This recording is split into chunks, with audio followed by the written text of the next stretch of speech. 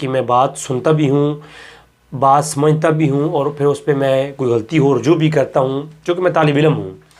اور پھر جو چیز میں ایسی چیز کبھی پیش نہیں کی اپنی بنیاد پر جو کتابوں میں نہ ہو. تو قرآن کریم کی جو ہے اندر جو آدم علیہ السلام کے متعلق کچھ کنسیپٹ ہیں ان کو میں نے جب سامنے لایا تو اس پر جو ہے علماء حضرات نے کہا کہ تم 1400 سال کی جو امت کے اندر ایک عقیدہ ہے تم اس کے اگینسٹ جا رہے ہو. تو میں نے وہیں پر اس چیز کو روک دیا تھا اپنے اساتذہ کرام کے کافی ڈانٹنے کے بعد. پھر میں نے بڑے بڑے علماء سے بھی یہ سوال واٹس ایپ کے اوپر پوچھے.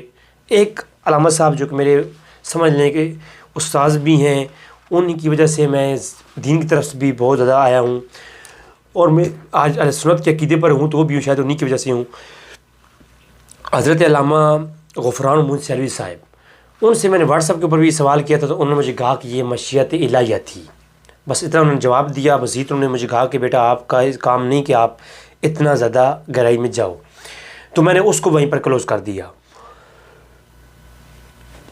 2014 کے بعد اب جو ہے ایک دعوت اسلامی کا کلپ میری نظر سے گزرا جس کے اندر سوال کیا گیا کہ آدم علیہ السلام کس جنت میں تھے. اس کا جواب دے رہے ہیں. اللہ تعالیٰ نے ارشاد فرمایا یا آدم اسکن انت و زوجک الجنہ. اے آدم، میں لگا دوں گا یہ کلپ کہ آدم علیہ السلام کے متعلق وہ پیش کر رہے ہیں کہ آدم علیہ السلام حقیقی جنت میں تھے. تو اس جنت سے کیا مراد، وہ حقیقی جنت یا پھر کوئی دنیاوی باغ وغیرہ تھا یا کچھ اور؟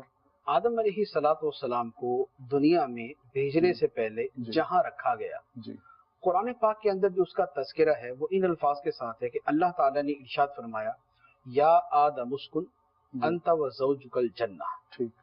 اے آدم، تم اور تمہاری بیوی دونوں جنت کے اندر رہائش اختیار کرو. جس نے قرآن پاک کا مطالعہ کیا ہے وہ یہ جانتا ہے کہ لفظ جنت جو ہے، ویسے تو لفظ جنت کا مطلب ہوتا ہے باغ.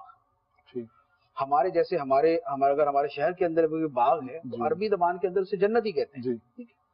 لیکن قرآن پاک کے اندر جب لفظ جنت، اور جو جنت تھی وہ وہی جنت تھی جو اللہ نے تیار کر رکھی ہے ہمیشہ سے، جس میں جو اجر کے طور پر جو جنت ملنی ہے، وہ جنت جو تیار کر رکھی ہے اللہ نے، وہ جو ہے اسی میں آدم علیہ السلام رہتے تھے. اور استدلال کر رہے ہیں یا آدم اسکن انت و زوجک الجنہ سے.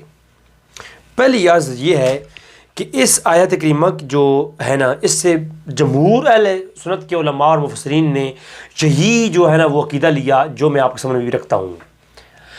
1400 سال کی تاریخ میں، تاریخ اسلام میں ہمیشہ سے مسلمان یہ کہتے آئے، سنتے آئے ہیں، ہم علماء بتاتے آئے ہیں کہ آدم علیہ السلام جنت میں گئے، وہاں پر ایک درخت تھا عیبدار جس سے پابندی لگائی گئی قریب مت جانا اے آدم، جنت سے کھاؤ لیکن اس کے قریب مت جانا.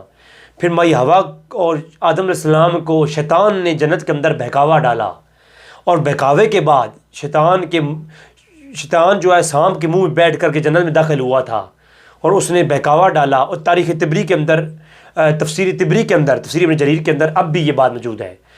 تو یہ چیزیں مطلب عقیدے کے طور پر پیش کی گئیں کہ بہکاوا ڈالا گیا، اور پھر آدم علیہ السلام بہکاوے میں آئے اور آدم علیہ السلام کو فاخرجا، وہاں سے نکالا گیا، جنت سے یعنی نکال دیا گیا. اب چونکہ یہ جو چیز تھی اس کے اوپر میں نے جب آرٹیکل لکھا تو میں نے ایک گزارشات کی تھی جو آج آپ کے سامنے دوبارہ سے میں سوال کی، میں وضاحت یا دلائل نہیں دینے لگا اس پہ. میں صرف چند ایک سوالات علماء کی برگاہ میں رکھوں گا. اگر علماء نے مجھے اجازت دی تو پھر میں اس پر مفسرین کی آرائیں اور دیگر سوالات اور وہ چیزیں بھی انشاءاللہ تبارک و تعالیٰ آپ کی گوش گزار ضرور کروں گا. لیکن چونکہ آج میرا جو موضوع ہے اور آج جو میرا مقصد ہے وہ ہے فقط اور فقط میں آپ کے سامنے پیش کروں کہ یہ جو آیت کریمہ ہے اس کے اندر ہے کیا، اور اس سے جو ہے استدلال جو کرتے آئے ہیں علماء اہل سنت، اور پھر علماء اہل سنت کے علاوہ علماء اہل تشیع کے ساتھ بھی میں نے اسی کے اوپر گفتگو کی، اور پھر علماء وہابیہ کے ساتھ بھی میں نے گفتگو کی. اور عرب کے اندر تو اب میں نے مصریوں سے ملاقاتیں ہوئی. جب میرے بحرین کے بارڈر کے اوپر ہم گئے تو وہاں پر بھی ہمارے ملاقاتیں ہوئی علماء سے، تو وہاں کے بھی، اور اب بھی جو ہے میں عرب کے علماء سے بھی میری اس کے اوپر کئی ایک گفتگو ہو چکی ہیں. لیکن وہ کیا ہے کہ خاموشی اختیار ہوتی ہے، کوئی تسلی بخش مجھے جواب نہیں ملا. اب میرے جو کویشچن ہے اس ٹاپک کے اوپر، میں بالکل علماء کی برگاہ میں ایک طالب علم کی حیثیت سے یہ رکھ رہا ہوں کوئی یہ مت سمجھے کہ میں کوئی انجینئر محمد علی مرزا کی طرح ہوں کہ میں کوئی نئی چیز لے کے آ گیا اور عوام کو دکھانے کی کوشش کر رہا ہوں، ہرگز نہیں۔ کوئی بندہ غلط فہمی بالکل بنیاد نہ رکھے میرے بارے میں۔ میں ایسا شخص ہوں کہ میرے سامنے آپ ایک چیز پیش کریں، اگر میں اس میں غلطی بھی ہوں میں فوراً کہوں گا کہ میری غلطی ہے بھائی، میں معذرت چاہتا ہوں، میں اس پر رجوع کرتا ہوں۔ اور پھر جو میرے صدر کرام میرے سر پہ علماء ذی احتشام کے ہاتھ ہیں، وہ جس چیز مجھے گائیڈ کرتے ہیں میں ان کی بالکل گائیڈنس کے ساتھ چلتا ہوں۔ میں طالب علم ہوں، میں دنیا دار شخص ہوں، میں کوئی دین دار اتنا بڑا آدمی بھی نہیں ہوں، کوئی میں مولوی ٹائپ بھی شخص نہیں، کوئی عالم بھی نہیں ہوں اتنا بڑا، میں طالب علم ہوں، سیکھتا ہوں، مجھے شوق ہے اس چیز کا۔ تو یہ ایسا سمجھ لیں کہ وہ طالب علم جو کہ ریسرچر کی حیثیت سے آپ کے سامنے یہ مقدمہ رکھ رہا ہے۔ آدم علیہ السلام کے متعلق جو مقدمہ پورے قرآن کو میں نے بڑی ہی باریکی کے ساتھ اس موضوع پر پڑھا، پورے قرآن میں کہیں بھی یہ بات واضح نہیں ہوتی کہ آدم علیہ السلام اس حقیقی جنت کے اندر گئے ہیں جس کے بارے میں ہم عقیدہ رکھتے ہیں کہ اللہ تبارک تعالیٰ ہمیں اجر کے طور پر اس جنت میں رکھے گا۔ یعنی آدم علیہ السلام جس جنت میں گئے وہ جنت حقیقی جنت مراد نہیں ہے، اور اس پر علماء کا اختلاف رہا ہے، جیسا کہ ابھی دعوت اسلامی کے بھائی جو ہیں جو مفتی صاحب پیش کر رہے تھے کہ نہیں امت کا یہی عقیدہ ہے کہ وہ حقیقی جنت تھی، نہیں، اس پر علماء کا اختلاف ہے اور شدید اختلاف ہے، تفسیریں بڑی پڑھی ہیں۔ امام فخر الدین رازی نے 12 سوال اس پہ اٹھائے ہیں، وہ 12 سوالات بھی میں انشاءاللہ اجازت دی تو آگے اٹھاؤں گا، لیکن چند ایک معروضات ہی آج عرض کرنا میرا مقصد ہے۔ یعنی آدم علیہ السلام کے متعلق جنت میں جانے کا جو موقف ہے اس پر مفسرین کی رائیں بھری پڑی ہیں، ایک جمہور قسم کے مفسرین کی ایک فہرست ہے لمبی، چونکہ میں آج میرا موضوع جو ہے وہ سوالات کی صورت میں ہے، مقدمہ پیش کرنے کی صورت میں ہے، نہ کہ دلائل پیش کرنے کی صورت میں۔ اگر کوئی بھائی کہے گا کہ نہیں اس پہ دلائل چاہیے تو پھر میں مفسرین کی رائیں پیش کروں گا۔ جو سوالات میں اٹھا رہا ہوں یہ اکیلے میرے سوال نہیں ہیں، یہ سوال اکیلے میرے نہیں ہیں، یہ بڑے بڑے علماء اور مفسرین کے ہیں۔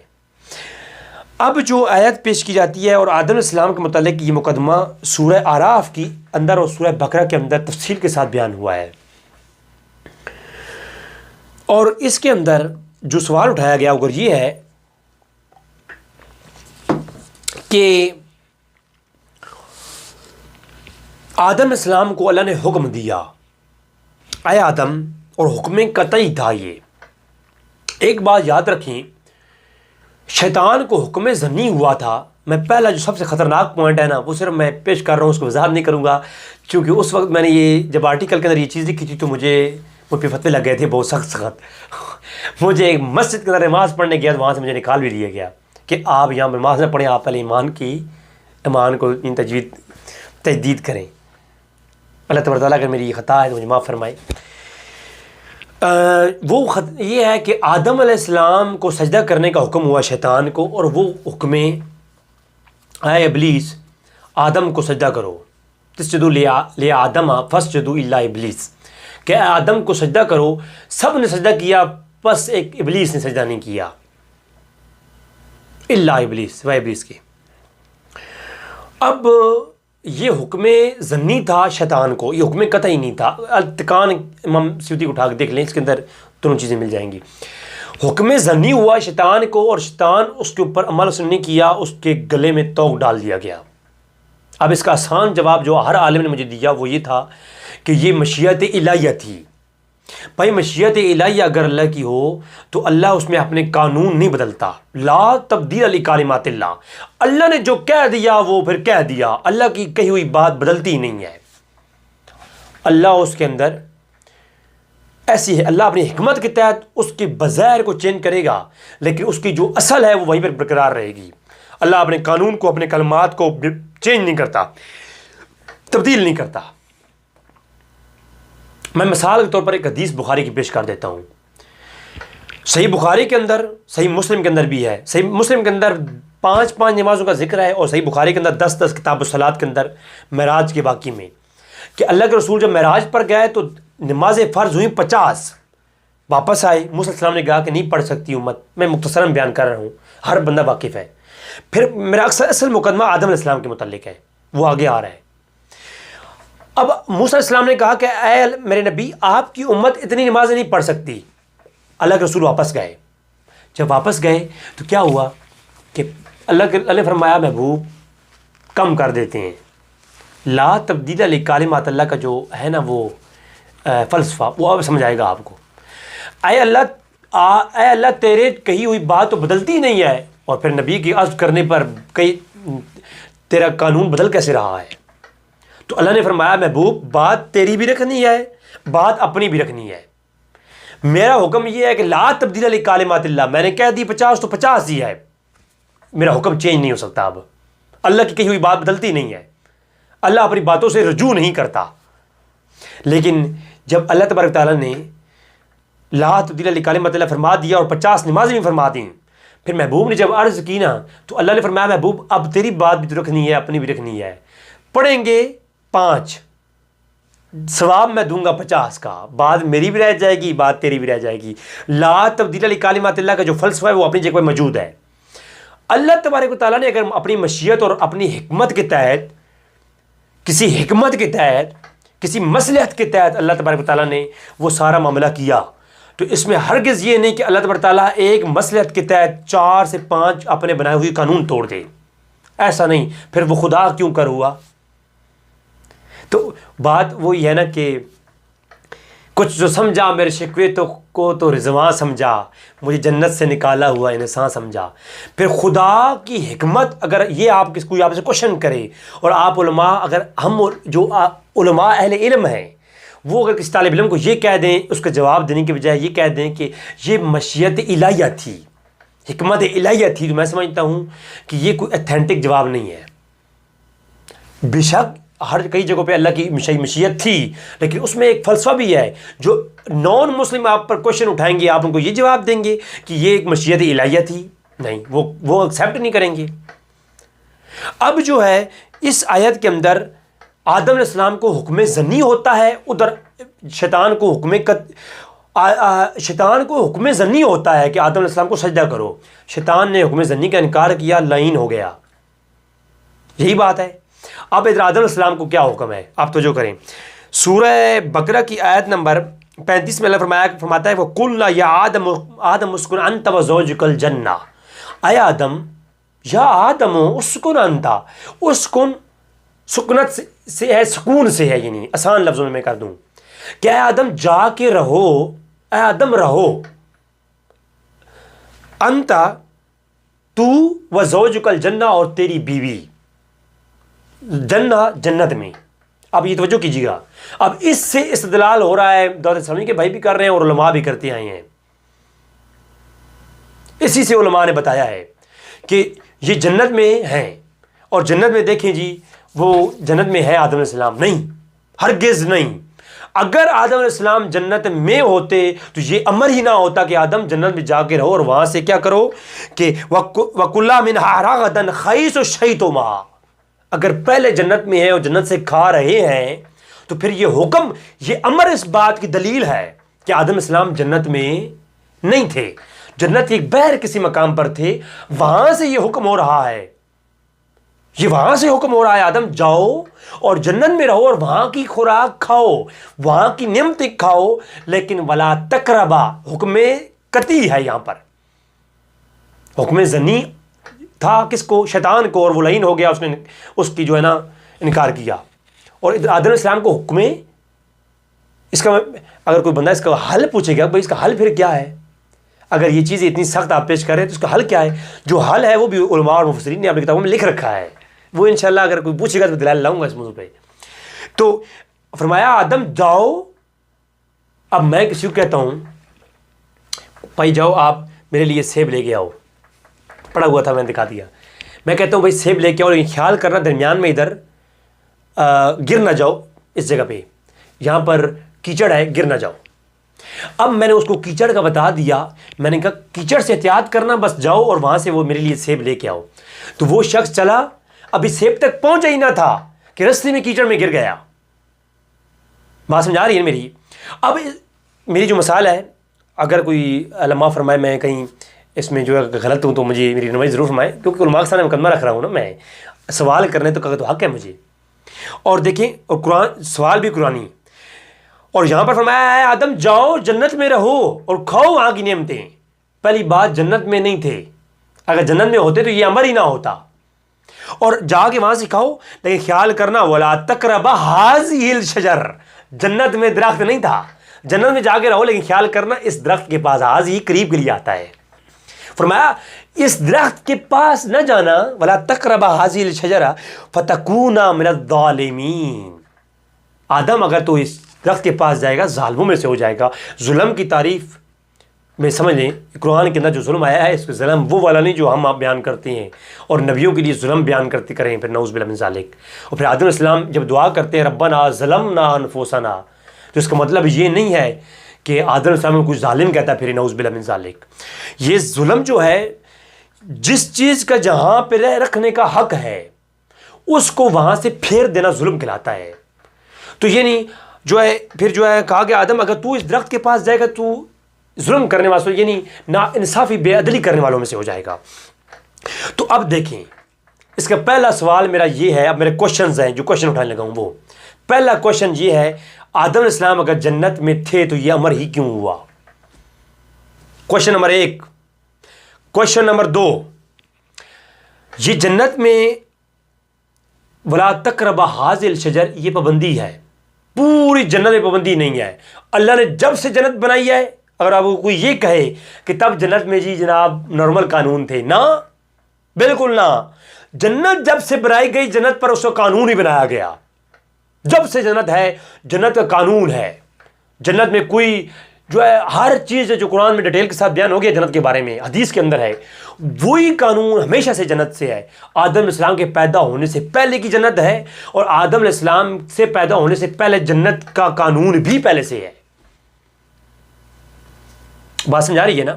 تو فرمایا آدم پہلی بات جا کے جنت میں رہو، اس کا مطلب آدم علیہ السلام جنت پر نہیں جنت کے باہر کسی مقام پر تھے۔ اب وہ مقام کون سا تھا یہ مجھے نہیں معلوم، علماء اس کی وضاحت فرمائیں گے۔ نمبر 2، اگر وہ جنت میں آدم علیہ السلام ولا تقربا هذه الشجر پابندی لگائی گئی، پوری جنت میں پابندی نہیں ہے، کوئی ایک دلیل جنت حقیقی بارے میں بتا دیں کہ جنت حقیقی میں پابندی ہے؟ نہ، جنت حقیقی میں کوئی پابندی نہیں ہے، جو تم سوچو گے وہ تمہارے سامنے حاضر کر دیا جائے گا۔ اگر اس میں میں دلائل نہیں دے رہا، جنت کی فضائل اور اس کے اوپر کلپ انشاءاللہ بناؤں گا ضرور، اور میں اس کو اس کے اندر میں اس معاملے کو ڈسکس تب کروں گا جب علماء اس کے بارے میں مجھے کوئی وضاحت میں اور میری رہنمائی فرمائیں گے۔ لہٰذا ہرگز یہ موقف اگر حقیقی جنت والا موقف رکھ لیا جائے تو پہلا یہ سوال اٹھتا ہے کہ جنت میں پابندی تو ہے ہی نہیں، یہ پابندی کہاں سے آ گئی؟ پھر دوسرا سوال کہ یہ عیبدار درخت تھا، تفسیر بھری پڑی ہیں کہ وہ درخت ایسا تھا عیبدار، یعنی کوئی عیب تھا نا اس کے اندر، نہ پاس جانے کا جو روکنے سے مفہوم ہے وہ کیا ہے؟ کوئی عیب۔ اگر آزمائش بھی تھی تو آزمائش کس چیز سے ہوتی ہے؟ پہلی بات ہے جنت میں آزمائش بھی نہیں ہے، وہ تو اجر کی جگہ ہے، وہ آزمائش کی جگہ نہیں ہے۔ آزمائش دنیا آزمائش ہے، دنیا کے بعد آخرت جو ہے وہ آزمائش کی جگہ نہیں، وہ اجر کی جگہ ہے، وہ اجر ہے جو تو دنیا میں تم نے جو کچھ کرو گے اس کا اجر آپ کو جنت میں ملے گا۔ جنت آپ کو اجر میں دی گئی ہے، نہ کہ وہ آزمائش کی جگہ ہے۔ وہاں اللہ آدم علیہ السلام کو آزما رہا تھا۔ اور پھر درخت عیبدار، یہ عیبدار درخت جنت میں کب سے آ گئے؟ آخر نہیں، وہ شیطان نے بہکاوا ڈالا۔ بھائی یہ اگلا سوال ہے میرا، شیطان بہکاوے، پوری جنت کی جو شراب ہے شراب طہورہ ہے، پوری جنت کے اندر تو شراب ہے ہی نہیں، جو بہکاوا ہے بہکاوا ہے ہی نہیں، پوری جنت میں بہکاوا نام کی کوئی چیز نہیں ہے۔ جنت حقیقی کے بارے میں بات کر رہا ہوں، وہ کون سی جنت ہے جس کے بارے میں حقیقی جنت نہیں؟ آدم علیہ السلام حقیقی جنت میں اگر ہوتے تو حقیقی جنت مراد ہرگز نہیں ہے، کیونکہ اس کا قانون کیا ہے کہ جو جنت میں داخل ہوگا کہ دخل الجنہ ہم فیہا خالدون، وہ ہمیشہ اس میں رہے گا، جنت سے نکالے جانے کا کوئی جواز نہیں۔ قرآن کئی بار قرآن نے اس کو ڈسکس کیا ہے، جنت میں جو داخل ہوگا ہمیشہ اس میں رہے گا۔ جبکہ آدم علیہ السلام جنت میں گئے، وہاں سے نکالے گئے، کچھ جو سمجھا میرے شکوے کو تو رضواں سمجھا، مجھے جنت سے نکالا ہوا انسان سمجھا۔ تو کتنے کوشچن ہو گئے؟ 6 کوشچن یہ ہو گئے میرے۔ اور وہ حکم ظنی پر شیطان پر لعنت ڈال دی گئی، اور حکم قطعی جو ہے آدم علیہ السلام کو تھا، تو کیا یہ اس کا نافرمان کو اتنی بڑا آپ سزا لگائیں گے؟ کوئی جرت کرے گا یہ بندہ؟ نہیں کرے گا۔ اس کا مطلب ہے قرآن کی اس آیات کا سیاق اور سباق کچھ اور ہے۔ اس کو جو مفسرین نے اس کے اوپر اشارے کیے ہیں وہ انشاءاللہ اگلی میں ایپیسوڈ میں انشاءاللہ بیان کروں گا۔ پھر جہاں سے علماء کو ایک جو ہے نا وہ جو جن لوگوں نے یہ عقیدہ لیا انہوں نے اس سے استدلال کس جگہ سے کیا؟ فَأَزَلَّهُمَا الشَّيْطَانُ عنہا فَأَخْرَجَهُمَا مِمَّا كَانَ فِيهِ کہ یہ جو لفظ ہے نا کہ فَأَزَلَّهُمَا الشَّيْطَانُ، اور شیطان نے انہیں لغزش دی، بہکاوا ڈالا۔ تو شیطان نے بہکاوا کہاں ڈالا؟ جنت میں۔ تو پھر شیطان جا ہی نہیں سکتا، ملعون ہونے کے بعد شیطان جنت میں کیا کر رہا تھا؟ نہیں، شیطان جنت میں سانپ کے منہ میں بیٹھ کے چلا گیا۔ صدقے جاؤں یار، یہ تاریخ طبری کے اندر جو روایت ہے اس کی سندی حیثیت آپ نے دیکھی ہے کیا ہے کہ شیطان کے منہ میں، یہ سانپ کے اسرائیلی روایت ہے، یہ تو موضوع روایت ہے، من گھڑت روایت ہے کہ سانپ کے منہ میں بیٹھ کر کے شیطان داخل ہو گیا، اللہ کو دھوکہ دے کے چلا گیا جنت میں۔ اگر شیطان اللہ کو دھوکہ دے کے چلا گیا تو شیطان کے جتنے چیلے ہیں جہنم میں رہنے والے وہ سارے جنت میں داخل ہوتے رہیں گے۔ پھر دوسری بات، یہ سانپ جو ہے یہ شروع سے جہنم کا جو ہے یہ ایندھن ہے، جہنم کا ایٹم ہے، یہ جنت کا ایٹم ہے۔ یہ بھائی یہ جو چیز ہے سانپ، یہ جہنم کی چیز ہے، یہ جنت کی چیز نہیں ہے کہ وہ جنت میں آنا جانا ماسی ویڑا ہے نا، جب دل چاہ چکر لگایا، جب دل چاہ واپس آ گیا۔ تو یہ جو سانپ والا ہے نا، یہ معاملہ بھی خراب ہے، یہ روایت من گھڑت موضوع ہے۔ انشاءاللہ وہ اگر دلائل پہ گفتگو ہوگی، ابھی مقدمہ پیش کر رہا ہوں، دلائل پہ گفتگو ہوگی اس پہ بات کروں گا انشاءاللہ تبارک و تعالیٰ۔ اچھا، اب جو ہے جو جس ہاں سے غلطی جو ایک میں سمجھتا ہوں کہ جہاں سے جو ہے نا یہ غلط فہمی ہم شکار ہوتے ہیں، فَأَخْرَجَهُمَا کہ پھر انہیں بہکاوے میں ڈالا اور وہاں سے نکلوا دیا، خارج کر دیا، ہوما جہاں وہ تھے، جنت میں تھے، جنت کا نام ہی نہیں ہے یہاں پر، جہاں وہ تھے وہاں سے انہیں خارج کر دیا گیا۔ اب یہ اس کا مطلب ہے کہ آسمانوں پر کہیں کوئی مقام تھا جہاں آدم علیہ السلام تھے، فَأَخْرَجَ وہاں سے انہیں اتارا گیا زمین کے اوپر۔ اللہ کی آزمائش کہاں تھی؟ وہ جو درخت تھا وہ بھی جنت کے کہیں باہر تھا، وہ شیطان نے بہکاوا بھی جنت کے کہیں باہر دیا، شیطان بھی کہیں باہر تھا، آدم علیہ السلام بھی جنت کے کہیں باہر تھے، اور وہ درخت بھی کہیں باہر تھا۔ اگر یہ ساری چیز جنت حقیقی کی باہر مانی جائے، پھر تاریخ بصائر القرآن جو تفسیر بصائر القرآن ہے اس کے اندر تو کہا گیا اس جنت سے مراد کوئی اور باغ ہے، حقیقی باغ جنت مراد نہیں ہے۔ اور میں سمجھتا ہوں یہ موقف بہت مضبوط موقف ہے، بہت مضبوط۔ انشاءاللہ تبارک تعالیٰ اگر علماء نے مجھے اجازت دی تو قرآن کے اندر کئی ایک ایسی چیزیں ہیں جو تفسیروں میں بیان ہوئیں، داؤد علیہ السلام کے دمگموں کے متعلق وہ جو مثال ہے اس کی تفسیر جو بیان کی جاتی ہے، ایک اور کئی ایک مقامات ہیں جن کے اوپر میں نے وہ تھیسس لکھے تھے، لیکن پھر وہ میری پاکستان میں ڈیری کا حصہ بن گئے، تو اگر اجازت دی تو وہ سامنے ضرور لاؤں گا۔ میرا پروگرام یہ تھا کہ میں کسی بزرگ علامہ کی برگاہ میں یہ چیزیں پیش کروں تاکہ وہ میری رہنمائی فرمائیں، چونکہ اب میں عرب کے اندر ہوں، یہاں سے کسی کے ساتھ رابطہ کرنا میرے لیے بہت مشکل ہے۔ تو یہ چیز جو ہے جو آپ کے سامنے پیش کی ہے، تو اب اس کے اندر بھی اس آیت کے اندر واضح ہے کہ وَقُلْنَا اهْبِطُوا بَعْضُهُمْ لِبَعْضٍ عَدُوٌّ کہ جو ہے پھر ہم نے کہا کہ اے آدم اتر جاؤ، خارج ہو جاؤ، پھر ایک دوسرے کے دشمن ہو، تم ایک دوسرے کے تم دشمن ہو۔ وَلَكُمْ فِي الْأَرْضِ مُسْتَقَرٌّ وَمُتَاعٌ إِلَىٰ حِينٍ کہ کہا کہ اور پھر ہم اس وقت تک ایک ممکنہ وقت تک زمین میں تمہیں ٹھہرانا ہے اور اس سے فائدہ اٹھانا ہے۔ تو اللہ کی جو مشیت اور حکمت تھی وہ کیا تھی؟ آدم علیہ السلام کو زمین پر لانا،